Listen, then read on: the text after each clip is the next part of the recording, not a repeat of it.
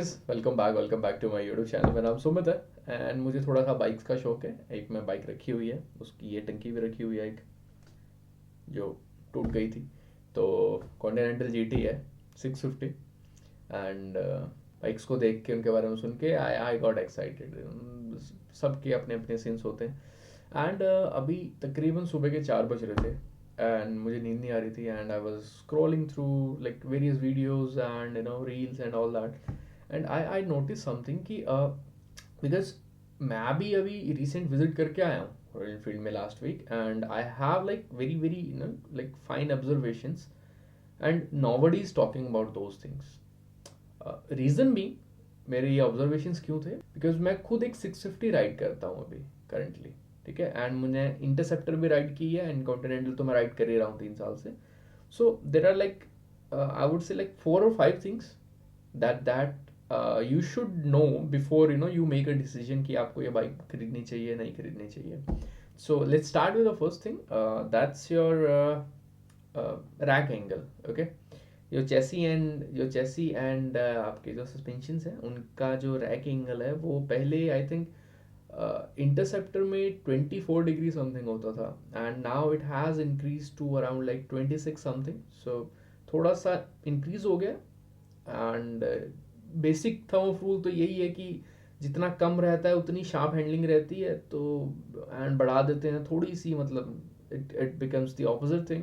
But it is not the case every time, because there are lot of factors कि हम कैसे tune कर रहे हैं बाइक को। तो जो मैन्युफैक्चरर्स हैं तो they think about these things. Okay, but just for the information कि रेक एंगल बढ़ गया है, तो what it does is royal Enfield has said this officially कि just to give more stability at higher speeds they have done this, like this part.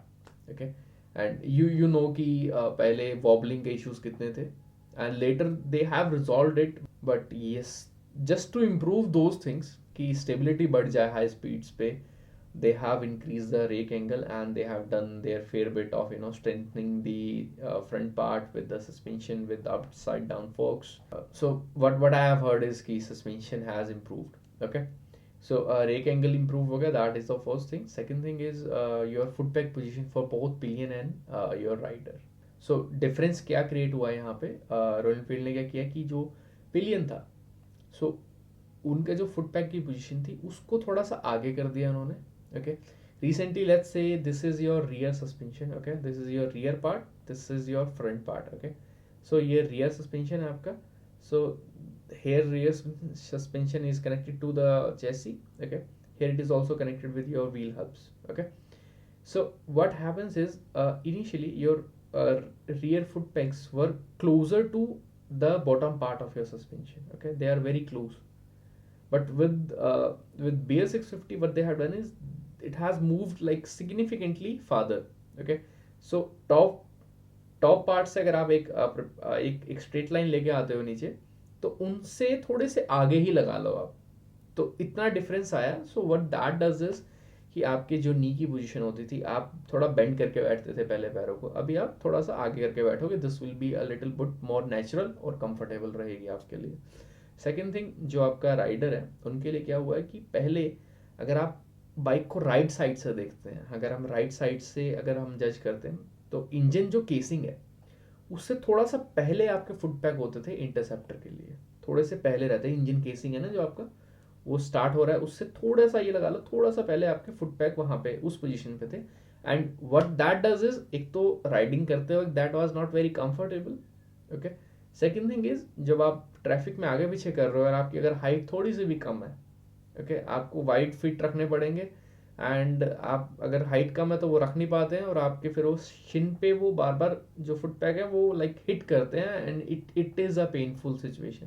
Because मैंने ride की है interceptor कुछ टाइम के लिए and I have experience that. But so that has improve. Okay, so these two things but this makes is आपका pillion more comfortable रहेगा। ठीक है, continental is not at all comfortable and interceptor भी इतनी comfortable नहीं थी because of this. आपका pillion तो कंफर्टेबल रहेगा, आपका जो राइडर है that also will be more comfortable because आपका थोड़े से फुट पैक फ्रंट सेट हो गए हैं अभी, एंड आपको अगर सैडलिंग वगैरह करनी है तो it would be much comfortable and easier for you to do that, okay. And apart from that third thing is the seat. Initially chassis कैसे है कि बिल्कुल फ्लैट है, ठीक है। चैसी की जो आप अगर आप देख पाते हैं तो बिल्कुल फ्लैट है, तो सीट भी उसके हिसाब से फ्लैट ही रहती है।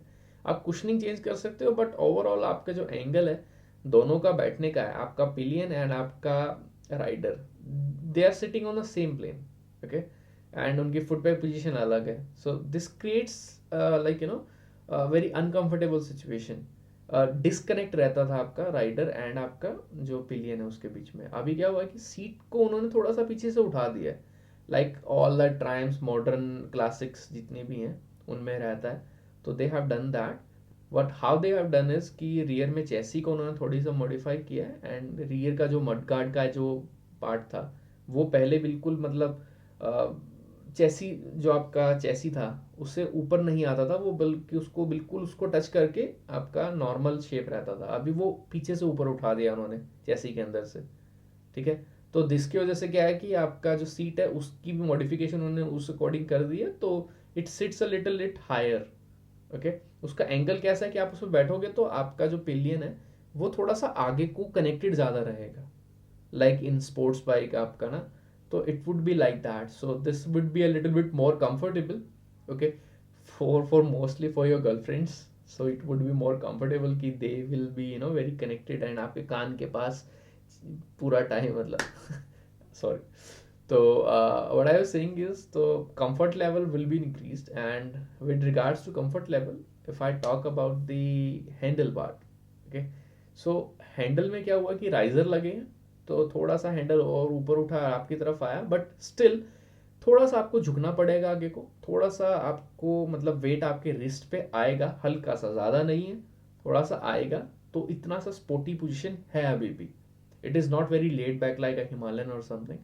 So that is a thing that you should consider, because scrambler है यार at the end of the day. Apart from that, what Royal Enfield has done is like digital clusters and all that, tire sizes change किए हैं, पीछे का tyre थोड़ा सा मोटा कर दिया है, these are the things. But एक बहुत important चीज़ जो 650 से related है, that is the exhaust.